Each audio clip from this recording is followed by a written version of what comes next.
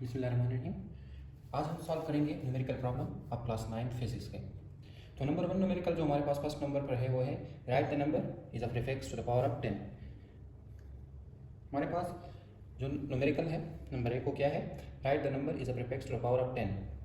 हमने क्या करना है, हमने जब भी आप न्यूमेरिकल सॉल्व करोगे तो ये आपने याद रखना है, आपने सबसे पहले क्वेश्चन को सही तरीके से पढ़ना है और उसमें से गिवन जो डेटा है वो निकालना है। फिर आपने देखना है कि इसमें हमारे पास डेटा कौन सा गिवन है, हमने फाइंड कौन सा करना है और हमने कौन सा फार्मूला यूज़ करना है। तो न्यूमेरिकल सॉल्व करने के लिए हमने क्या करना है, सबसे पहले न्यूमेरिकल को अच्छे तरीके से पढ़ना है, उसमें देखना है कि गिवन डेटा क्या है, हमने सॉल्व किस तरह करना है, ठीक है, और हमारे पास कौन से चीज़ हमने फाइंड करना है और हमारे पास कौन सा फार्मूला इसमें यूज़ हो। तो ये कुछ चीज़ें आपने याद रखनी है। आगे मैं इंशाल्लाह आपको समझाऊंगा कि हम किस तरह न्यूमेरिकल को अच्छे तरीके से सॉल्व करेंगे। तो एक नंबर जो हमारे पास न्यूमेरिकल है वो है write the number is a prefix to the power of 10। हमने क्या करना है, हमारे पास गिवन होगा पावर ऑफ 10, हमने उसको नाम देना है एक प्रीफिक्स का जो हमारे पास फिजिक्स में होता है। एक नंबर पार्ट हमारे पास है mechanical nano oscillator can detect a mass change is a small as 10 raised to the power minus 21 kg. 10 raised to the power minus 21 kg. Mechanical nano oscillator can detect mass change is as small as 10 raised to the power minus 21 kg. Mechanical nano oscillator एक हमारे पास नापने वाला चीज़ है जो हमारे पास क्या करता है, मास को डिटेक्ट करता है। तो गिवन हमारे पास क्या है, मास।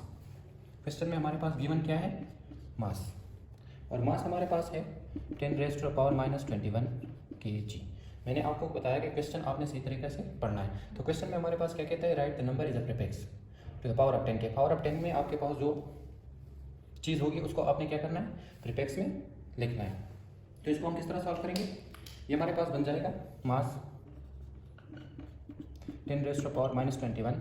अगर आपने पढ़ा हुआ है तो किलो हमारे पास किस चीज़ के बराबर होता है, 10 raised to the power plus 3। Kilo आपके पास हमेशा किस चीज़ के बराबर होगा, 10 raised to the power plus 3, और 10 raised to the power plus 3 का मतलब है कि 1 के साथ हमारे पास 3 जीरो जो हमारे पास 1000 के बराबर होता है। तो अब हमने क्या करना है, 10 raised to the power plus 3 kilo की बजाय plus 3 लिखना है और ये हमारे पास बन जाएगा किलोग्राम से ग्राम में चेंज हो जाएगा, ठीक है, किलोग्राम से ग्राम में चेंज हो जाएगा। अब हमारे पास नेक्स्ट क्या बन जाएगा, मास हमारे पास बन जाएगी, बेस हमारे पास क्या है सेम, तो हमने 1 लिखना है और पावर को 8 करना है, तो ये हो जाएगा -21 + 3 इंटू ग्राम, और ये हमारे पास बन जाएगा 10 raised to the power -18 ग्राम, क्योंकि +3 इंटू -21 हमारे पास बन जाएगा -18 इंटू ग्राम। अब हमारे पास पावर ऑफ 10 में ये प्रीफिक्स किस चीज़ के बराबर होता है, तो ये बराबर होता है आटो के। ये किस चीज़ के बराबर होता है, आटो, तो ये हमारे पास बन जाएगा 1 आटो ग्राम। आटो हमारे पास किस चीज़ के बराबर होता है, 10 raised to the power -18 हमारे पास आटो के बराबर होता है प्रीफिक्स में, तो ये हमारे पास बन जाएगा 10 raised to the power -18 ग्राम, और ये हो जाएगा 1 आटो ग्राम। तो ये हमारे पास सॉल्व हो गया। न्यूमेरिकल हमारे पास किस तरह था कि हमारे पास क्वेश्चन ये था ए नंबर पार्ट कि मास था 10 raised to the power -21 kg, और ये हमने क्या करना था, प्रीफिक्स में लिखना था। किलो हमारे पास 10 raised to the power +3 के बराबर होता है, बेस इधर हमारे पास सेम है, तो हमने एक बेस लिखना है और पावर को ऐड करना है, तो -21 + 3 हमारे पास -18 बन जाएगा, और ये हमारे पास ग्राम में चेंज हो गया, और -18 हमारे पास 1 आटो के बराबर हो गया। तो ये हमारे पास सॉल्व हो गया ए पार्ट। बी पार्ट हमारे पास है the nearest neutron star is about 3 multiply 10 raised to the power 18 metre away from earth. हमारे पास क्या है इसमें, डिस्टेंस। बी पार्ट हमारे पास है the nearest neutron distance, the nearest neutron star is about 3 multiply 10 raised to the power 18 metre away from the earth. तो distance हमारे पास किस चीज़ के बराबर है, हमने पहले क्या करना है, given data 3 multiply 10 raised to the power 18 metre. अब हमने क्या करना है, इसको हमने प्रीफिक्स में लिखना है, तो ये हमारे पास बन जाएगा 3 × 10 raised to the power 18 हमारे पास प्रीफिक्स में हमारे पास -18 किस चीज़ के बराबर था, वो बराबर था आटो के, और ये +18 हमारे पास बराबर है एक्सा के, ठीक है। तो ये हमारे पास बराबर हो जाएगा exa into metre, exa into metre, 3 exa metre, ये हमारे पास प्रीफिक्स बन गया। क्वेश्चन हमारे पास क्या है, write the number in prefix to the power of 10। जो पावर ऑफ 10 है उसको आपने क्या करना है, प्रीफिक्स में लिखना है। हमारे पास डिस्टेंस है 3 multiply 10 raise to the power 18 metre. अब हमारे पास जो पावर ऑफ 10 है, पावर ऑफ 10 क्या है, 10 रेज़ टू द पावर 18 और प्रीफिक्स में ये हमारे पास बराबर है एक्सा के, तो ये हमारे पास बन जाएगा exa into metre. Solve. C part हमारे पास है earth to sun distance, earth to sun distance, और वो कितना है 149.6 मिलियन किलोमीटर, 6 मिलियन किलोमीटर। अब हमने इसको prefix to the power of 10 में लिखना है। सोल्यूशन इसका ये होगा, डिस्टेंस हमारे पास क्या है, अर्थ टू सन डिस्टेंस है, ठीक है, और वो हमारे पास बराबर है 149.6 मिलियन। हमारे पास किस चीज़ के बराबर होता है पावर ऑफ 10 में, 10 पावर 6 हमारे पास 1 मिलियन के बराबर होता है, ठीक है। 1 मिलियन हमारे पास किस चीज़ के बराबर होगा, 10 रेज़ टू द पावर 6, तो ये हो जाएगा multiply 10 raise to the power 6 और किलोमीटर। नेक्स्ट डिस्टेंस हमारे पास बन जाएगी 149.6 10 raise to the power 6 multiply 10 raise to the power, kilo हमारे पास किस चीज़ के बराबर होता है, 10 raise to the power +3, 10 raise to the power +3, ये हमारे पास प्लस किलो के बराबर होता है, तो ये हो जाएगा +3 और ये बन जाएगा मीटर, ये बन जाएगा मीटर। अब हमारे पास क्या है 149.6 10 रेज़ टू द पावर, ये हमारे पास बेस क्या है सेम, तो 1 हमने लिखना है और पावर हमारे पास ऐड हो जाएगा, तो ये हो जाएगा 9, ये हो जाएगा क्या 9 और मीटर। अब प्रीफिक्स में 10 रेज़ टू द पावर 9 किस चीज़ के बराबर होता है, 10 raise to the power 9 giga के, किस चीज़ के बराबर गीगा, तो ये बन जाएगा 149.6 giga metre, giga into metre, हमारे पास आंसर बन गया। क्वेश्चन हमारे पास था earth to sun distance 149.6 million kilometre, हमने लिखना था प्रीफिक्स में इसको, तो हमारे पास मिलियन बराबर होता है 10 raise to the power +6, 1 million 10 raise to the power +6 के बराबर होता है, ठीक है, और किलोमीटर बन गया इस तरह, किलो हमारे पास 10 रेज़ टू द पावर +3, तो ये दोनों बेस सेम, पावर ऐड हो जाएगा 9। अब 10 raise to the power 9 prefix में हमारे पास गीगा के बराबर और ये मीटर बन गया, तो ये हमारे पास साफ हो गया। सिंपल, हमने क्या करना था, क्वेश्चन हमारे पास था right the number is a prefix और इसको हमने प्रीफिक्स में लिख दिया, तो ये था last part. Number second numerical हमारे पास है इन एंगस्ट्रॉम। एंगस्ट्रॉम हमारे पास क्या है, असेंबल एंगस्ट्रॉम, ये जो इसका सिंबल है is a unit of length, हमारे पास ये क्या है, एंगस्ट्रॉम लेंथ का यूनिट है, यूज टू एटॉमिक फिजिक्स, जो एटॉमिक फिजिक्स में यूज होता है, डिफाइंड इज अ, और 1 एंगस्ट्रॉम हमारे पास बराबर होता है 10 raise to the power -10 metre, 10 raise to the power -10 metre, और जो हमारे पास order of diameter of atom है, मतलब जो हमारे पास एटम है उसका क्या है डायमीटर, डायमीटर हमारे पास क्या होता है कुतर, जिसको हम क्या कहते हैं कुतर।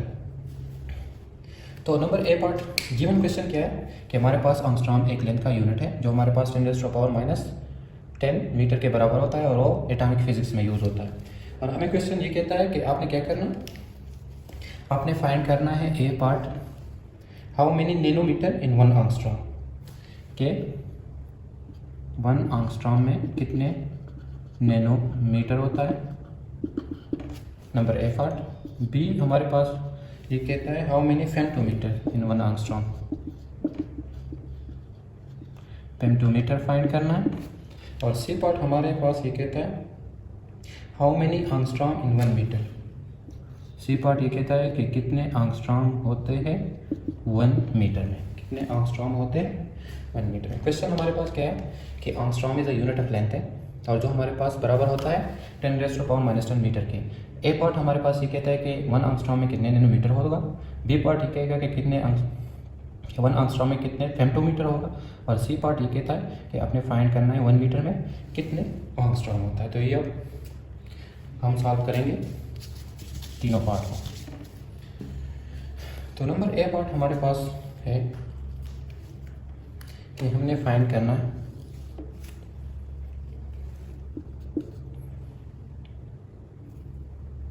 1 एंगस्ट्रॉम में कितने नैनोमीटर होता है। तो 1 एंगस्ट्रॉम हमारे पास बराबर होता है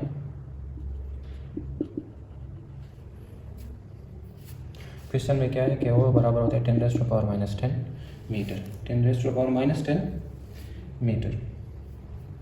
अब हमारे पास 1 एंगस्ट्रॉम बराबर होगा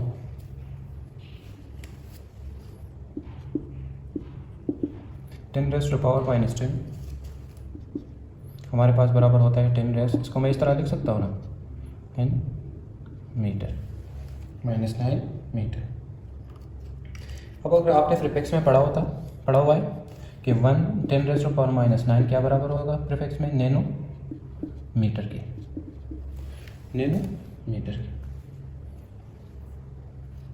तो ये बन जाएगा 1 angstrom is equal to 10⁻⁻1 into nano metre. अब 1 एंगस्ट्रॉम बराबर हो जाएगा 10⁻⁻10 का, ये मतलब क्या, अगर हम इसको नीचे लेंगे तो ये हो जाएगा 1/10 इंटू नैनो मीटर, और ये बन जाएगा 0.1 नैनो मीटर। तो 1 एंगस्ट्रॉम में कितने नैनोमीटर होंगे, 0.1 नैनोमीटर। क्वेश्चन हमारे पास क्या था कि एंगस्ट्रॉम लेंथ का एक यूनिट है जो एटॉमिक फिजिक्स में यूज होता है। आपने क्या फाइंड करना है कि 1 एंगस्ट्रॉम में कितने नैनोमीटर होता है, ए पार्ट हमारे पास। तो 1 एंगस्ट्रॉम हमारे पास बराबर होता है 10⁻⁻10 मीटर के। अब मैं इसको इस तरह लिख सकता हूँ ना, 10⁻⁻1 मल्टीप्लाई 10⁻�9। अगर हम इसको दोबारा ऐड करते हैं तो ये हो जाएगा बेस सेम और पावर ऐड हो जाएगा, ये बन जाएगा। अब हमारे पास प्रीफिक्स में हमको मालूम है कि 10⁻⁹ नैनोमीटर के बराबर होता है, ठीक है। तो 1 एंगस्ट्रॉम बराबर हो जाएगा 10⁻⁻1 नैनोमीटर, और 10⁻⁻1 को अगर हम नीचे ले आएंगे इस -1 को तो ये हो जाएगा 1/10 जो बराबर है 0.1 नैनोमीटर के। तो ये हमारे पास बराबर हो गया 1 angstrom 0.1 nanometre. Number B part हमारे पास ये हमें कहता है कि आपने फाइंड करना है कि 1 एंगस्ट्रॉम में कितने फेम्टोमीटर होगा। तो ये आपने याद रखना है कि फेम्टोमीटर हमारे पास बराबर होता है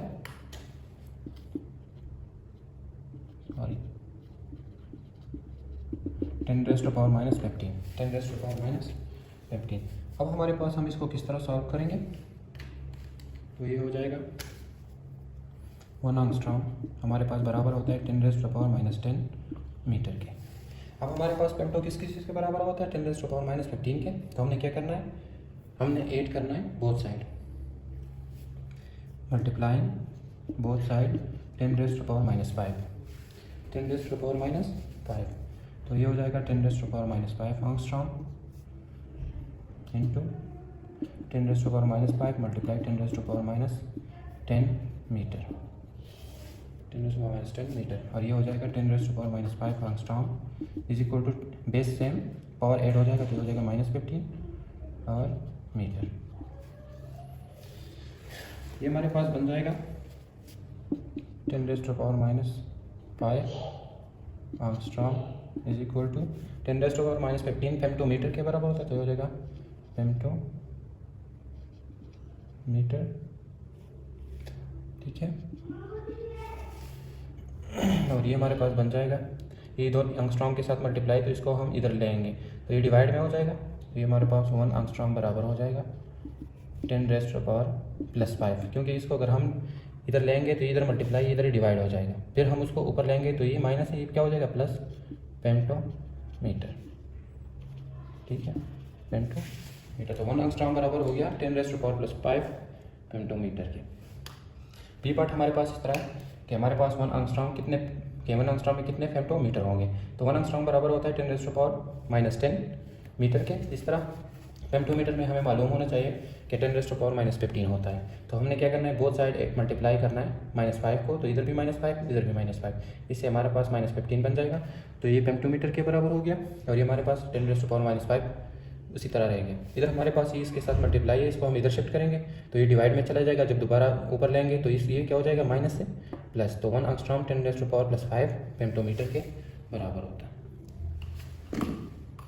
नेक्स्ट हमारे पास है कि 1 मीटर में कितने एंगस्ट्रॉम होते हैं।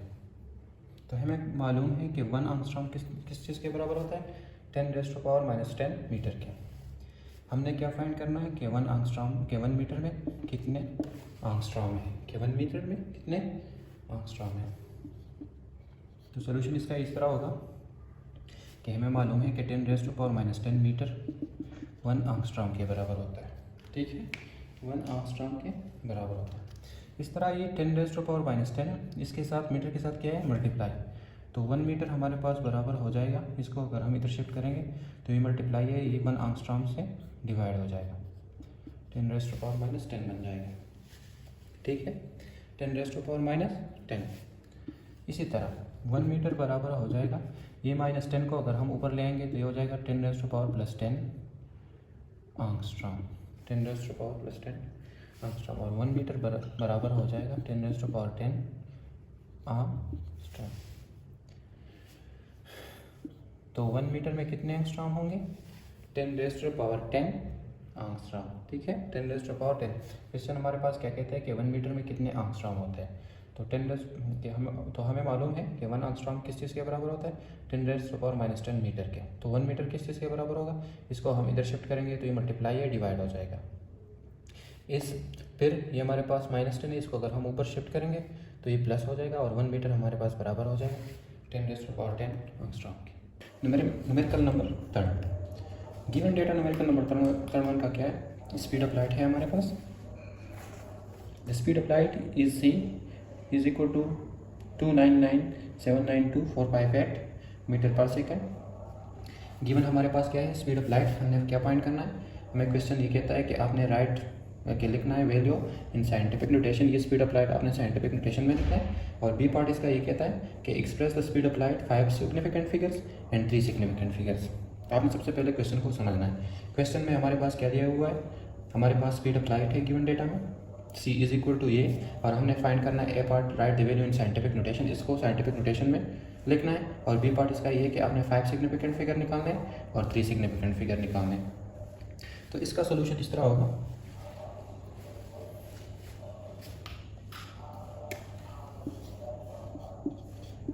इसको अगर हम साइंटिफिक नोटेशन में लिखते हैं तो साइंटिफिक नोटेशन हमने पहले पढ़ा हुआ है कि साइंटिफिक नोटेशन हमारे पास बराबर होते हैं n is equal to m cross 10 power n। इधर हमारे पास n ये नंबर होता है, m हमारे पास जो फर्स्ट नॉन जीरो डिजिट होता है वो, और 10 पावर n हमारे पास जितने ये नंबर होंगे वो हम लिखते हैं। तो इसको अगर हम साइंटिफिक नोटेशन में लिखते हैं तो इस तरह होगा,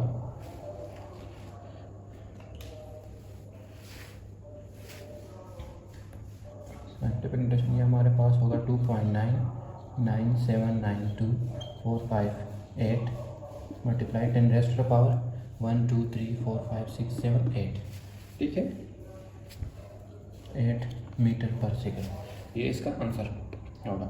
आप जब साइंटिफिक नोटेशन लिखते हैं तो किस तरह लिखेंगे, जो हमारे पास फर्स्ट नॉन जीरो डिजिट है तो उसके दरमियान आपने एक पॉइंट लगाना है और जितने पॉइंट के उस साइड पे नंबर होंगे उसको आपने पावर ऑफ 10 में लिखना है। इधर हमारे पास कितने, ये 8 है तो ये हमारे पास 8 हो गया।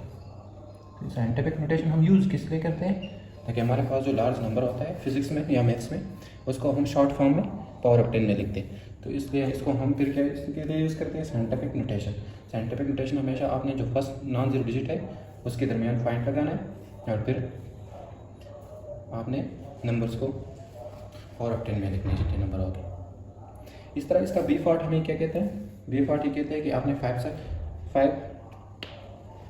सिग्निफिकेंट फिगर लिखने हैं और 3 सिग्निफिकेंट फिगर। तो हमारे पास 5 सिग्निफिकेंट फिगर कितने होंगे, 1 2 3 4 5, ये हो गया 5। तो ये हमारे पास हो गए, या इस साइंटिफिक नोटेशन से इसमें हमारे पास 5 सिग्निफिकेंट 1 2 3 4 5। तो नंबर फर्स्ट का सोल्यूशन हो गया 2.9979 मल्टीप्लाई 10⁻8। सिग्निफिकेंट फिगर आपके पास क्या होंगे, जो हमारे पास हर वो आदत जो नॉन जीरो उसको हम क्या कहते हैं, सिग्निफिकेंट फिगर्स। पार्ट 1 हमारे पास क्या कहते हैं कि आपने 5 सिग्निफिकेंट फिगर लिखने हैं तो ये 5 हो गए इंटू 10⁻8 आपने लिखना है। इस तरह 3 हमारे पास क्या होंगे 2.99, इसकी जगह अगर हम 8 लिखें तो भी ठीक है, 10⁻8 मीटर पर सेकेंड। तो ये हमारे पास 3 सिग्निफिकेंट फिगर्स हो गए। इसको अगर हम राउंड ऑफ कर दें तो ये हमारे पास क्या हो जाएंगे, ये 2.998 है तो ये हमारे पास हो जाएंगे 3 इंटू 0 10⁻8। इस तरह हम लिख सकते हैं। तो ये हमारे पास आज तक तड़वा। बिस्मिल्लाहिर्रहमानिर्रहीम। Numerical number 4। न्यूमेरिकल नंबर 4 में हमारे पास गिवन डेटा क्या है? गिवन डेटा है express in the power of 10 the following. Number A part है 7 nanometre, number B 96 megawatt, C 2 gigabyte and D 43 pico farad and E is 2 millimetre. Question हमें ये कहता है कि आपने इसको पावर ऑफ 10 में लिखना है। ये जो सारे प्रीफिक्स का नाम जो है इसको आपने क्या करना है? पावर ऑफ 10 में लिखना है। मैंने आपको पहले बताया हुआ है कि जब भी आप न्यूमेरिकल सॉल्व करोगे तो सबसे आपने पहले क्वेश्चन को सही तरीके से पढ़ना है, इनसे गिवन जो डेटा है वो निकालना है और इनसे ये निकालना है कि आपने क्या सॉल्व करना है। ठीक है, क्या सॉल्व करना है। तो हमारे पास इस क्वेश्चन में है कि हमने इस प्रीफिक्स को पावर ऑफ 10 में लिखना है जो हमारे पास ही है। तो solution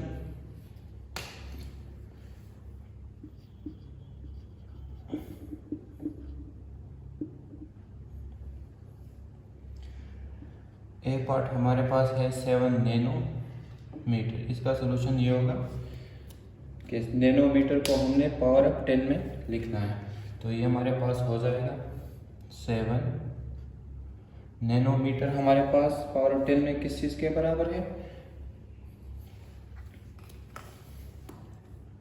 multiply 10 raise to the power nanometre हमारे पास -9 के, और ये हमारे पास मीटर के बराबर हो जाएगा। तो नैनो हमारे पास किस चीज़ के बराबर है? 10 रेज़ टू द पावर -9 के। एक सोल्यूशन नंबर ए पार्ट का हमारे पास ये हो गया। इस तरह बी पार्ट हमारे पास बराबर हो गया 96 multiply 10 raise to the power. अब हमारे पास मेगा किस चीज़ के बराबर है? तो मेगा हमारे पास बराबर है 10 रेज़ टू द पावर +6, और ये हमारे पास वाट हो गया। पावर की यूनिट जो है वाट। इस तरह सी पार्ट का सोल्यूशन हमारे पास हो गया 2 गीगा हमारे पास किस चीज़ के बराबर है? 10 रेज़ टू द पावर +9। तो ये हो जाएगा 10 रेज़ टू द पावर +9, ये -9 नैनो और +9 हमारे पास गीगा की, और हमारे पास बाइट डेटा का यूनिट। ठीक है, इस तरह 43 डी पार्ट हमारे पास 43 और पिको फैराड हमारे पास किस चीज़ के बराबर है? कैपेसिटर का जो यूनिट है। तो ये हमारे पास बराबर है 10 रेज़ टू द पावर -12 और फैराड। इस तरह ई पार्ट का सॉल्यूशन हमारे पास बराबर हो गया 2 millimetre.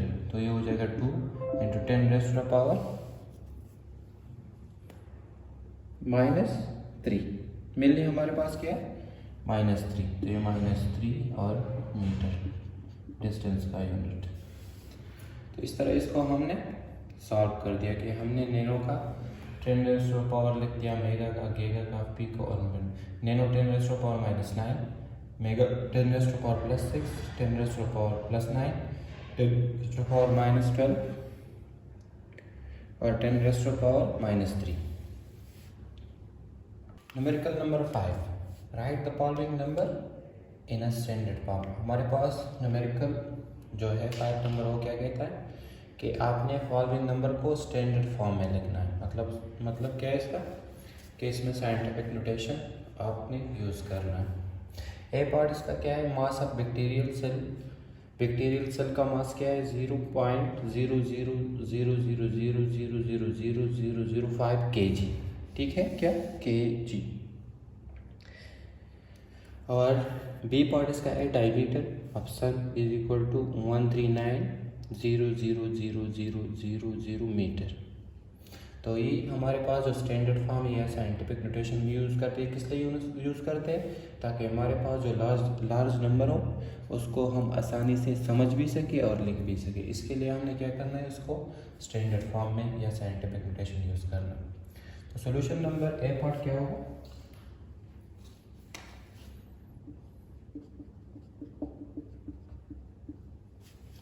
Solution number A part हमारे पास इस तरह होगा कि हमने क्या करना है, फर्स्ट नॉन ज़ीरो डिजिट को लेना है। तो इसमें नॉन ज़ीरो डिजिट क्या है, 5। तो हमने क्या करना है, 5 लिखना है multiply 10 raise to the power. अब हमने इसको क्या करना है, हमने इसको अब काउंट करना है, ठीक है। तो ये हमारे पास क्या है, 1 2 1 2, इसको नहीं है क्योंकि इसकी कोई वैल्यू नहीं है, तो इसको हमने काउंट नहीं करना। 1 2 3 4 5 6 7 8 9 10 11 12, और ये हमारे पास क्या है, पॉइंट से इधर है, ठीक है।